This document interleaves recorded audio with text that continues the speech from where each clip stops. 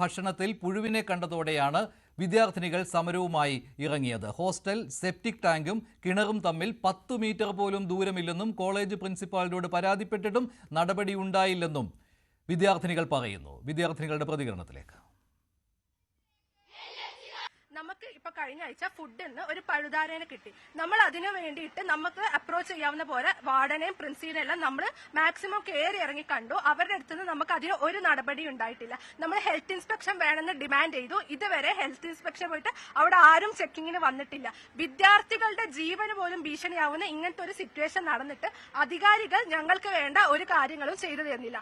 അതുപോലെ തന്നെ നമുക്കുള്ള അടിസ്ഥാന സൗകര്യങ്ങൾ അത് LHൽ ഉറപ്പുവരുത്തുന്നില്ല. അവരുടെ ബിൽഡിങ്ങിലത്തെ അവസ്ഥയെല്ലാം കാണേണ്ടതാണ്. പൊട്ടി വീഴാനായി കിടക്കുന്ന റൂമുകളും മതിലുകളുമാണ്.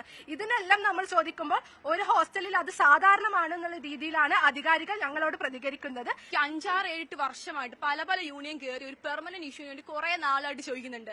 ഇപ്പൊ സെപ്റ്റാങ്കിലെ ലീക്കേജ് കാരണം 9 റൂമുകളാണ് അടച്ചത്. ഈ കോളേജിൽ 25% ആൾക്കാരാണ് ഇപ്പൊ LH താമസിക്കുന്നത്. അതിന്റെ അളവ് കുറഞ്ഞു വന്നുകൊണ്ടിരിക്കുകയാണ്. ഹോസ്റ്റൽ ഓഫീസിൽ അറിയാം, അലോട്ട് ചെയ്ത പിള്ളേരുടെ എണ്ണം ഇപ്പൊ കുറയാണ്. അതും സെപ്റ്റിക് അത്ര ഒരു ബേസിക് ഫെസിലിറ്റി ഇല്ലാത്ത ഹോസ്റ്റലാണ് ഞങ്ങൾ ഇത്ര 700 പേര് താമസിക്കുന്നത്. അതിന്റെ സ്മെല്ല് സഹിച്ചാണ് ഇവിടെ താമസിക്കുന്നത് എല്ലാവരും.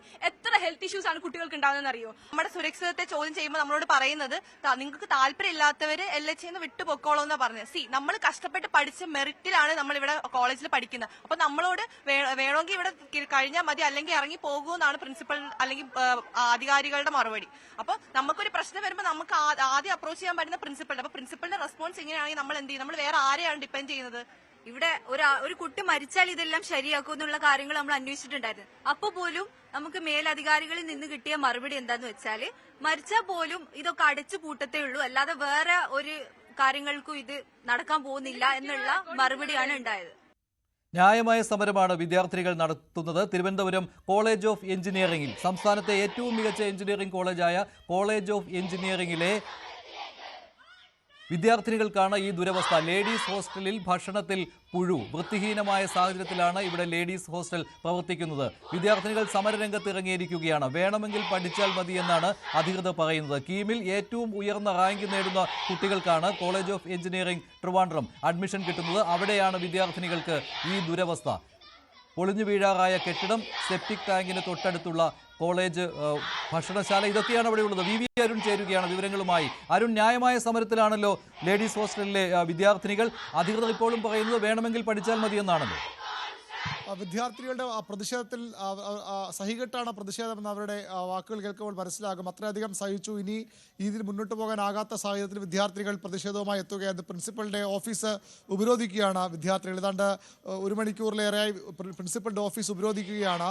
ഭക്ഷണത്തിൽ പുഴു കിട്ടിയതാണ് ഏറ്റവും ഈ പ്രകോപനത്തിന് കാരണം, വിദ്യാർത്ഥികളുടെ പ്രതിഷേധത്തിന് പ്രധാന കാരണം. അത് കിട്ടിയിട്ട് പോലും ഒരു കൃത്യമായ നടപടി എടുക്കാൻ അധികം തയ്യാറാകുന്നില്ല. ഹോസ്റ്റൽ മുറിയുടെ അവസ്ഥയൊക്കെ നമുക്ക് ആ ദൃശ്യങ്ങൾ ഉണ്ടെന്ന് പ്രതീക്ഷിക്കുന്നു. തികച്ചും ശോചനീയ അവസ്ഥയിലാണ് ഹോസ്റ്റൽ മുറി. എപ്പോഴും വേണമെങ്കിലും പൊളിഞ്ഞു വീഴാറാവുന്ന തരത്തിലുള്ള സീലിംഗ്, അവരുടെ കിടപ്പ് മുറിയുടെ അല്ലെങ്കിൽ അവരുടെ കട്ടിലിൻ്റെയും മെത്തയുടെയും ഒക്കെ അവസ്ഥ തന്നെ വളരെ ദയനീയമാണ്.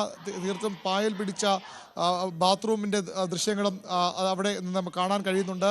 കെട്ടിടം ഒരു ഭാഗത്ത് പൊളിഞ്ഞു വീഴാറായ അവസ്ഥയിലാണ്. അതും ഈ വിദ്യാർത്ഥികളുടെ പ്രതിഷേധത്തിന് കാരണമാണ്. ആ രീതിയിൽ കടുത്ത പ്രതിഷേധം ഉയർത്തുകയാണ് വിദ്യാർത്ഥികൾ. കൃത്യമായ നടപടിയില്ലാതെ പലപ്പോഴും ഇത്തരം ആവശ്യങ്ങൾ ഉയർന്നു വരുമ്പോൾ അധികൃതർ ചർച്ച ചെയ്ത ശേഷം പിന്നീട് പരിഹരിക്കാമെന്ന് മാറ്റിവെക്കാറുണ്ട്. പക്ഷേ തീർത്തും വൃത്തിഹീനമായ സാഹചര്യം, ഹോസ്റ്റൽ മുറിയുടെ അവസ്ഥ, ഏത് നിമിഷവും പൊളിഞ്ഞു വീഴാറായ ഹോസ്റ്റൽ മുറിയാണ്. പൊട്ടി തുടങ്ങിയിട്ടുണ്ട്. നമുക്കറിയാം, പലയിടത്തും കെട്ടിടങ്ങളൊക്കെ പൊളിഞ്ഞു വീഴുന്ന സമയം കൂടിയാണ്. ഹോസ്റ്റലിൻ്റെ സെപ്റ്റിക് ടാങ്കും അവിടുത്തെ കുടിവെള്ളമായി ഉപയോഗിക്കുന്ന കിണറും തമ്മിൽ 10 മീറ്റർ പോലും അകലമില്ല. അത്തരത്തിൽ കുടിവെള്ളം പോലും മോശം അവസ്ഥയിലേക്ക് പോകുമെന്ന ആശങ്ക വിദ്യാർത്ഥികൾക്കുണ്ട്. ആ സാഹചര്യത്തിലാണ് അവർ ഇത്തരം ഒരു പ്രതിഷേധ സമരത്തിന് തയ്യാറായിരിക്കുന്നത്. ശക്തമായ പ്രതിഷേധമാണ് ഇപ്പോൾ CET ക്യാമ്പസിൽ നടക്കുന്നത്. നമുക്കറിയാം, മഞ്ജു സൂചിപ്പിച്ച ഏറ്റവും മിടുക്കരായ വിദ്യാർത്ഥികൾ പഠിക്കുന്ന ക്യാമ്പസാണ്. ഏറ്റവും മിടുക്കരായ വിദ്യാർത്ഥികൾ മാത്രം അഡ്മിഷൻ ലഭിക്കുന്ന ക്യാമ്പസാണ്. സംസ്ഥാനത്ത് ഏറ്റവും പഴക്കം ചെന്ന എഞ്ചിനീയറിംഗ് കോളേജ്, സർക്കാർ ഉടമസ്ഥയുള്ള ഏറ്റവും മിടുക്കരായ വിദ്യാർത്ഥികൾ പഠിക്കുന്ന കോളേജിലെ വിദ്യാർത്ഥികൾക്കാണ് ഈ ദുരവസ്ഥ ഉണ്ടായിരിക്കുന്നത്. അവരാണ് ഇങ്ങനെയുള്ള വളരെ അടിസ്ഥാനപരമായ കാര്യങ്ങൾക്ക് വേണ്ടി സമരം ചെയ്യുന്നത്. ശരി, ഉന്നത വിദ്യാഭ്യാസ വകുപ്പ് ഈ കാര്യം ശ്രദ്ധിച്ചേ തീരൂ. കോളേജ് ഓഫ് എഞ്ചിനീയറിംഗ് ട്രിവാൻഡ്രം, അവിടുത്തെ വിദ്യാർത്ഥിനികളാണ് ഗതികെട്ട് സമരരംഗത്തിന് ഇറങ്ങിയിരിക്കുന്നത്. ഭക്ഷണത്തിൽ പുഴു കണ്ടെത്തി, പക്ഷേ അധികൃതരോട് പറയുമ്പോഴും ഒരു തരത്തിലുള്ള നടപടിയും ഉണ്ടാകുന്നില്ല. വേണമെങ്കിൽ പഠിച്ചാൽ മതി എന്ന രീതിയിലുള്ള പ്രതികരണമാണ് അധികൃതരുടെ ഭാഗത്ത് നിന്ന് ഉണ്ടാകുന്നത്. വിദ്യാർത്ഥിനികൾ സമരത്തിലാണ്.